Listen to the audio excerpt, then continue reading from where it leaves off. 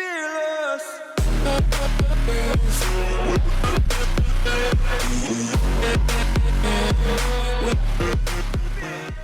Boa tarde, gente. Meu nome é Alexandre, eu sou estudante do curso de Sistema de Informação do Instituto Federal Goiano Campos Sales. Hoje a aula é sobre Python e específico sobre o Google Colab. E para começar, eu vou trabalhar um pouquinho sobre o que são notebooks, o que é o porquê do Python e depois o Google Colab em si, com um pouquinho de análise de dados e visualização de dados em específico.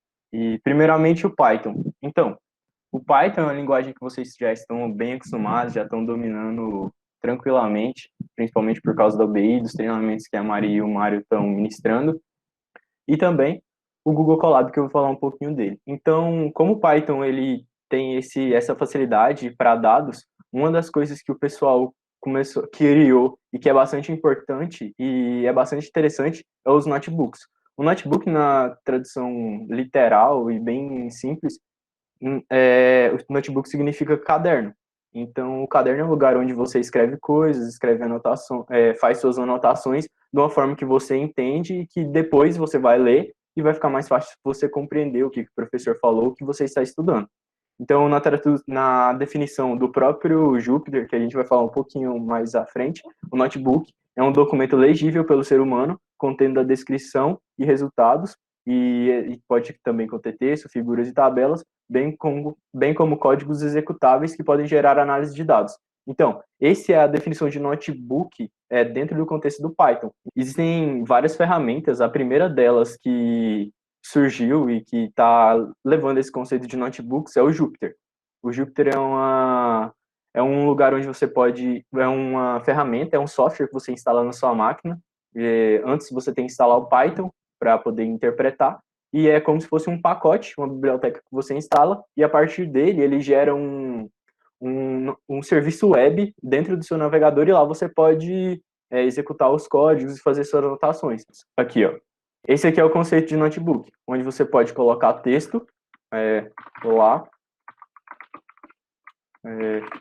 aqui, e depois disso escrito ele vai converter para um textinho aqui, ó. Isso aqui, no caso, eles chamam de texto rico, onde você pode colocar várias coisas, tipo título, imagens, figuras e tabelas, numa linguagem que chama Markdown, mas a gente não vai ver muito isso hoje, mas o importante é isso. Se você quiser fazer anotações aqui, você consegue. Aqui você escreve o exercício 1, caso você tenha interesse. Então, é isso que é o notebook em si, um lugar onde você coloca, escreve seus códigos Python e faz suas anotações.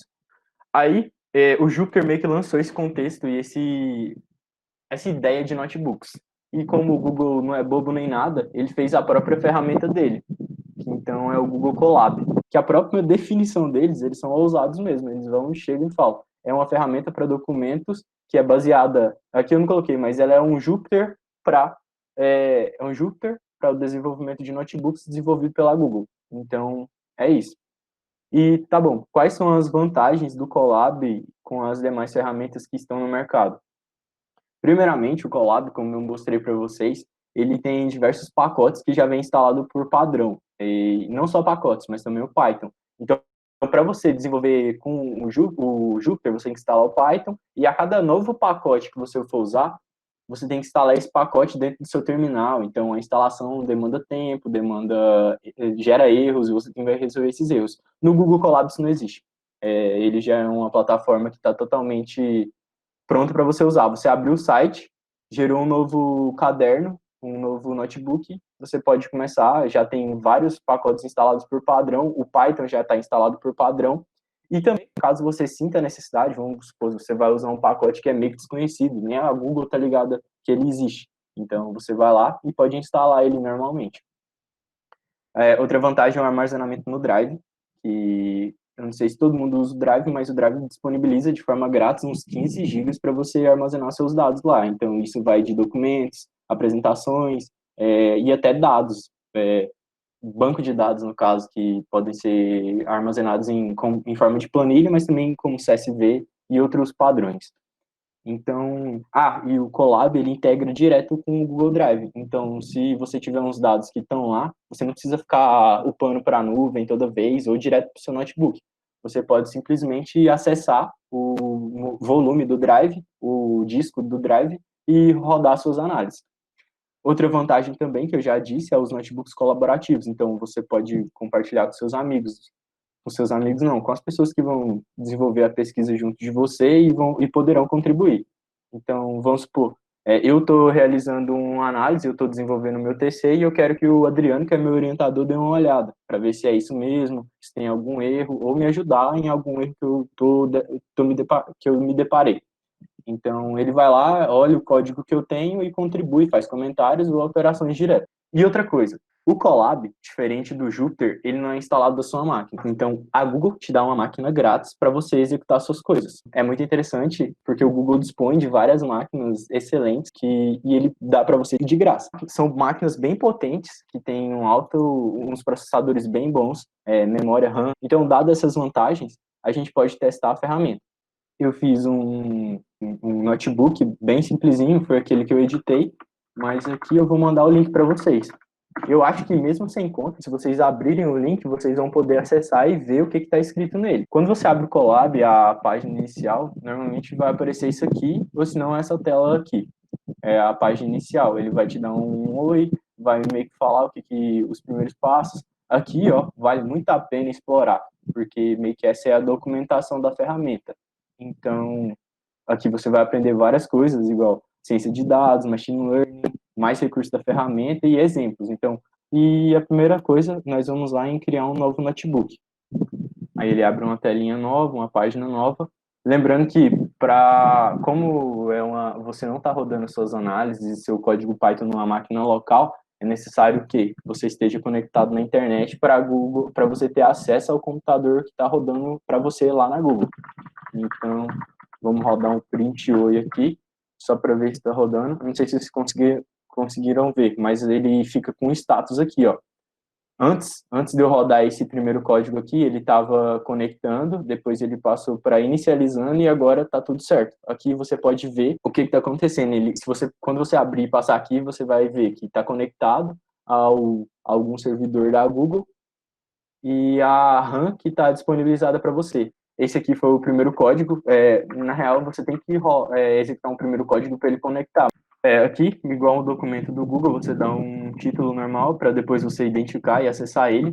Primeira coisa que a gente pode fazer aqui, então vocês já viram pelo print que é um interpretador Python. Então, tudo que eu quiser eu posso rodar aqui. Se eu quiser dar uma variável A e atribuir uma soma de dois números para ela, não vai aparecer nada porque eu não dei print. Mas se eu dar o print A, ele vai me executar o 2. Então, as contas matemáticas, as operações básicas já estão rodando. Vamos gerar um gráfico. Cada célula dessa, você pode subir ela, descer, compartilhar uma célula específica, comentar, igual eu tinha falado. Você pode espelhar e também excluir essa célula. Então, eu quero escrever aqui que o próximo código que eu digitar vai gerar eu queria um gráfico para representar as idades de estudantes. Então, a maioria do pessoal aqui é do médio, pelo menos eu acho, então eu vou fazer esse gráfico baseado no que eu acho, esses dados vão vir da minha cabeça, mas que vão ser dados fictícios que podem representar alguma coisa. Outra coisa que pode ser adicionada também são fotos. Então, para gerar esse gráfico, nessa aula aqui, a gente vai usar bibliotecas. Uma dessas bibliotecas vai ser o Panda, então eu queria deixar bem claro aqui que a gente vai utilizar um Pandas. Então, para adicionar uma foto, uma imagem aqui dentro, você pode fazer o seguinte, ó, você dá uma exclamação, abre colchetes e fecha colchetes, pode escrever um texto aleatório e abre parênteses e fecha parênteses. Aqui dentro você pode colocar o caminho para a imagem ou também o link para a imagem. Então, olha aí, a gente vai trabalhar com as bibliotecas do Panda. Então, eu peguei esse link aqui para deixar claro que vamos trabalhar com pandas. Agora, vamos partir para a parte que interessa mesmo, que é o gráfico. Vamos gerar o gráfico. Primeiro de tudo, a gente vai ter que importar uma biblioteca que não é o Pandas, por enquanto, mas ela é uma biblioteca que chama Matplotlib. E ele já está aqui, ó, até a sugestão já aparece para mim, Matplotlib. E dentro dessa Matplotlib, a gente vai acessar uma classe que chama PyPlot. Essa ferramenta é tão boa que ela meio que já dá o apelido que eu costuma usar para essa biblioteca. Então, PLT é o que a gente sempre usa. Meio que um padrão que todo mundo adota, mas tudo bem. Então, vamos lá. Esse gráfico é um gráfico de barras. Então, basicamente, ele vai ter que ter duas coisas, que é os dados de X e os dados de Y. Horizontal e vertical. Y vertical e X horizontal. Então, em X eu vou querer colocar o quê? As idades que esses estudantes vão ter. Na real, o gráfico para representar as idades de estudante numa turma. Então, eu quero no gráfico, no eixo X, os dados, as idades, então 16, 17 e 18. Meio que essa aqui é o espaço amostral que vocês podem ter enquanto vocês estão no ensino médio. Pode ter valores diferentes disso, mas esse é o básico. Então, aí aqui as idades. Aí agora a gente vem para o que interessa mesmo, que é como gerar um gráfico. Primeiro estudo, a gente importou essa biblioteca, e para não ter que escrever matplotlib.pyplot toda vez, a gente coloca esse S, PLT. Então, dessa forma, a gente coloca PLT, ponto. Aí ele vai vai entregar vários métodos a partir daqui. Opa. Nesses métodos, para gerar o gráfico de barra, você coloca PLT bar X, que é as variáveis que você setou aqui, a lista que você setou aqui, e Y. Feito isso, se você... acho que PLT.show. Acho que vai dar certo. Olha aqui, pronto, você já tem um gráfico de barras feito com Python totalmente legal. E, tem título. Título também é importante para o seu gráfico. Como é que você vai apresentar ele para alguém só com esses números loucos, sem especificar nada? Então, o título dele é gráfico de barras sobre a idade da turma. E agora, um gráfico bem comum que existe também é o gráfico de linhas. Esse gráfico de linhas, normalmente, ele é muito... A gente vê muito ele naqueles lances de... o preço do real, o preço do dólar. Aí aparece o mês e o quanto ele... O custo, o preço que ele estava, né? Eu não sei se vocês já viram ele, mas a gente vai gerar um aqui, vocês vão ver. Então, eu quero um gráfico que representa... Mas isso aqui, como a gente está falando de dólar, é uma parada mais complexa, a gente vai falar o quanto dois estagiários ganham. Então, o salário que eles têm. Então, um gráfico que representa o salário de dois estagiários. O estagiário ganha pouco ou nada, mas a gente vai fingir que eles ganham um salário bem bom aqui. Primeira coisa, a gente vai usar a mesma biblioteca. Deixa eu ver aqui se vai usar outra. Não, acho que não vai usar outra, não. Mesma coisa, vamos importar a matplotlib, como já dando um apelido para ela. E tá bom, eu tenho escrito aqui, primeira coisa, o que a gente vai colocar no eixo X. São os meses, porque a gente quer ver quanto esses estagiários ganhavam a cada mês do ano de 2020.